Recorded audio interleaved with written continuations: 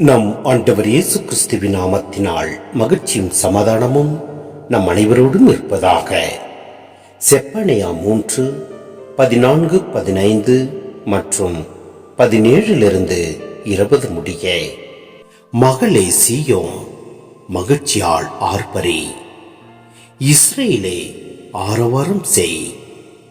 மகளே எருசலேம், உன் முழு உள்ளத்தோடு அகமகிழ்ந்து அக்களி. ஆண்டவர் உன் தண்டனை தீர்ப்பை தள்ளிவிட்டார், உன் பகைவர்களை அப்புறப்படுத்தினார்.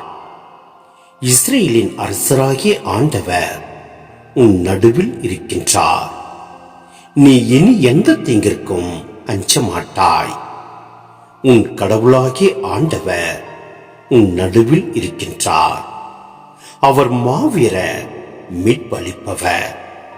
உன் பொருட்டு அவர் மகிழ்ந்து களி கூறுவார். தம் அன்பினால் உனக்கு புத்துயிர் அளிப்பார். உன்னை குறித்து மகிழ்ந்து ஆடி பாடுவார். அது திருவிழா காலம் போல் இருக்கும். உனது துன்பத்தை அகற்றிவிட்டேன், ஆகவே இனி நீ இழிவடைய மாட்டாய்.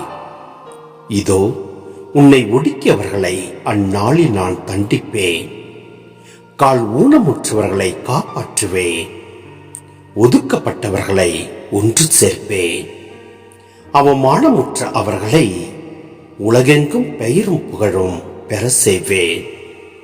அக்காலத்தில் உங்களை ஒன்றாய் கூட்டி சேர்த்து உங்கள் தாய் நாட்டுக்கு அழைத்து வருவேன்.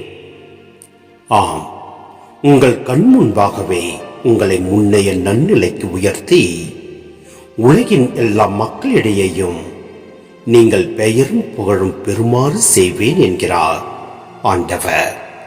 சிந்தனை: தண்டனைக்கு பிறகு புது உலகம் உருவாவதால் இஸ்ரேலில் எஞ்சியோருடன் மகிழ்ந்து பாட அழைக்கிறார் ஆண்டவர்.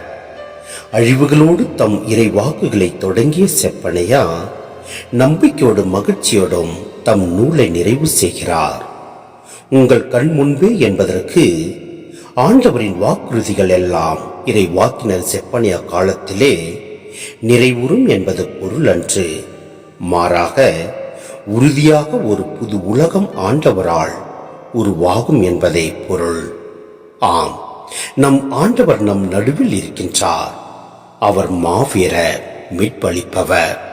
எனவே நம் இன்னல்களுக்கும் கஷ்டங்களுக்கும் துன்பங்களையும் கண்டு சோர்ந்து போகாமல் நம் ஆண்டவரில் நிலைத்து நிற்போம்.